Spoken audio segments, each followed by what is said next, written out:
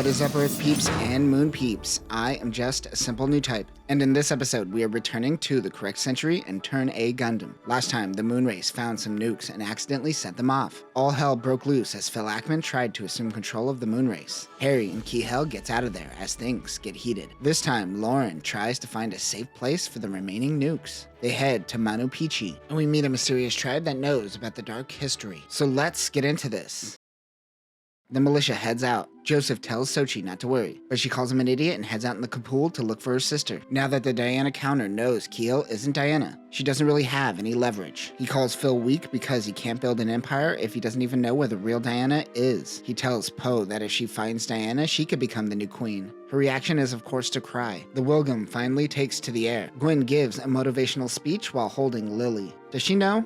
She doesn't know. La Durham says, "Hey man, I'm a humble mechanic that likes planes, and we are about to go into space. They could kill us or jail us all they want. I made it to space. I'm the winner in this situation." The Wilgum lands and meets with Kihel pretending to be Diana. She demands to see Gwen. The real Diana is a prisoner. She wants to see Mir and Rex, but they refuse. Turn A heads to the direction of the sumo. Gwen heads down to meet with her. Poe approaches her in her sumo, accompanied by Muttowooos. Woos! The MRC-F31 Muttowoooo is a Diana counter mobile suit designed to be used around Jupiter. This has a mobile armor form for extended flight. It is equipped with 2 heat natas, which also doubles as beam rifles, and a pair of megaparticle cannons. These seem to resemble some futuristic Jovian version of the Boundock. Poe tells Harry to hand over Kihel. Harry and the militia work together to ensure the Wilgum isn't hurt. Poe says, "Bitch, I'm a queen." Because of her, everyone realizes it is Kihel, not Diana. The Diana counter seems to want both Kihel and Diana, so it's hard to trust who is the right one. Do they have a bigger plan, he wonders. Joseph, Sochi, and Miashe come to help. Poe sees that Kihel is unwavering. She hesitates at killing a potential queen while crying. That is when Turn A moves in and saves the Wilgum. He initially fights Harry thinking he is a part of the attack. The Muttowoooo in mobile armor form attacks Sochi and her team. The militia's land forces assist with a missile barrage. Harry says Muttowooos were also excavated by Zenoa. He is the one who tried to stop Gavin from setting off the nukes. Poe and her men pull back once again. They need to expect anything that comes their way as they make preparations for the moon. Rex wants to speak with Diana,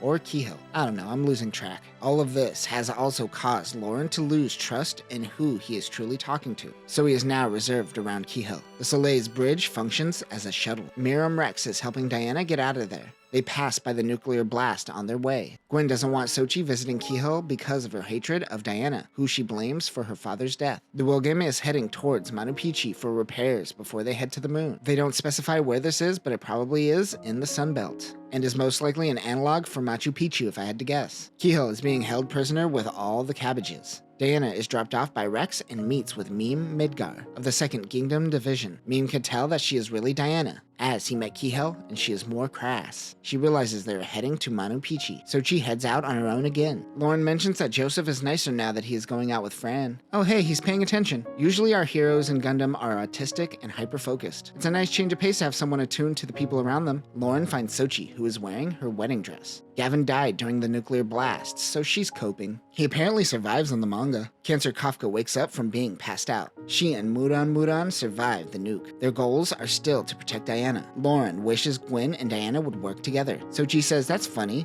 I want all my enemies dead."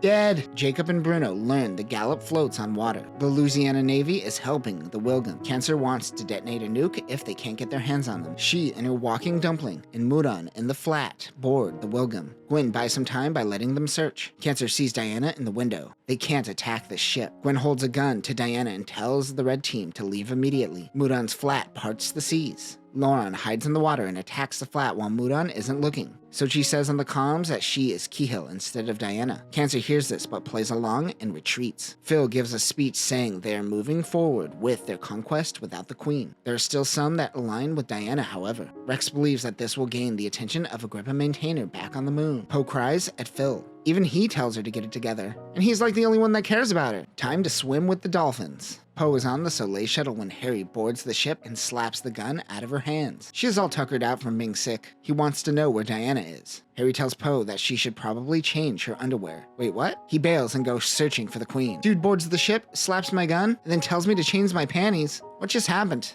Kihel feels loneliness for the first time in a while. Oh hey everyone, it's a beach episode! The red team spots Diana on a ship. The real Diana this time. Lauren and Sochi are still in the water when an Almea class flies overhead. The Almea class ship is a battleship that was used as the basis for the Soleil. Weapons include beam cannons, a beam saber / beam cutter, an acceleration cannon, and anti-aircraft guns. They seem to be heading towards the Wilgam. Poe moves in for another attack. This time it almost hits them. The Wilgam can't get a direct hit or they're done for. Poe tries to fire a mega beam cannon, but they're struck by lightning. Meme Midgard wants to put Diana back in cryosleep. That is when Cancer and Muttowoooo board the ship they are on and demand Diana. Meme calls them idiots and tells them they are trying to get her back to the moon. A ship descends from the sky. It is the Gendarme. Gendarme? Gendarme. The Gendarme is a special craft under the Gundam Army and operated by Meme Midgard. Oh, Gundam Army. Gendarme. That's dumb. This connects to the Sack Traeger to help get them to the moon. The Gendarme has a high-output propulsion system. The area surrounding the bridge acts as an escape shuttle. This can hold several mobile suits. The wings in the back can also detach. The wings are the feather mantle, which seems to function like an eye field. Weapons include 2 megaparticle cannons and several missile launchers. Mustache Gundam is able to jump up and attack the underbelly of Poe's Almea-class ship. Sochi throws him up and he attacks again, taking out part of the ship. For as much crap as we give Poe, this clinging asshole seems far worse. He likes hugs. The ship goes down. Lauren tells Gwen, "Hey, did you know that the Kapul is an aquatic mobile suit?" "Yeah, we just learned that."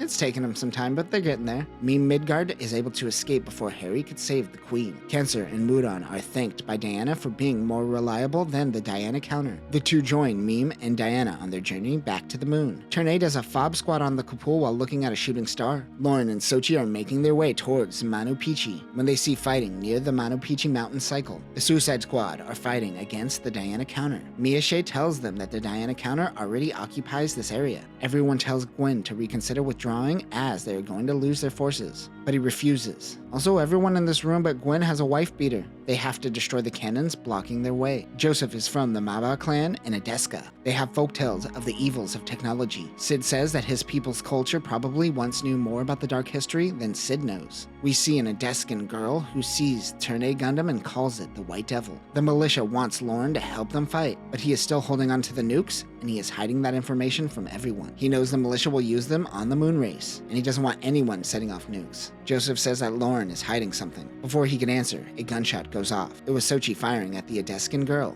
They find some corn, which leads them to Quaddle, the king of the Adescans. He says he is awaiting his death. They saw the light that turns night into day and thinks it is the end. They seem to know about the nukes. They also know of the White Devil. The Adescan girl comes in and tells him that Lauren is the White Devil. He decides to sword fight Quaddle while saying he will help them. What? Sending mixed signals, man. Quaddle agrees to help Lauren get to Manu in exchange for helping remove the moon peeps. The militia prepare for an attack. Gwen wants to fire the megaparticle cannon, which might harm the Adescans. People are starting to see Gwen's do-it-at-all-cost attitude. Lauren heads underground while Sochi watches after the white doll. They're heading to the Tree of Adis at the center of the city. Tree of AIDS?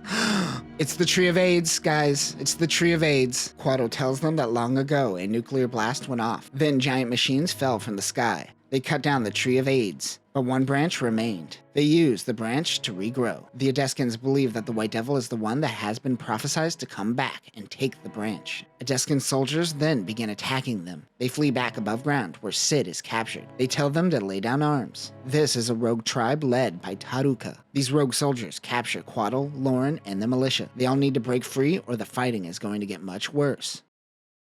And that will do it for this episode. Like most slice of lives, we are taking our time with this coverage. But the whimsy and slice of life moments are starting to slow down and take a backseat to a little world building. There are people in this world that seem to understand the dark history. Also, the moment Gavin got himself killed, Sochi and Lauren's relationship stopped being so hostile towards one another. Their anger was definitely caused because these two can't talk to one another properly. Next time, Quaddle and Taruka will fight while the Suicide Squad goes after the Diana counter. Adescan sacrifices are made, and the gang finally heads into space. But that will do it for now, new types. Remember, doing a Freaky Friday will cause those around you to lose trust. Peace.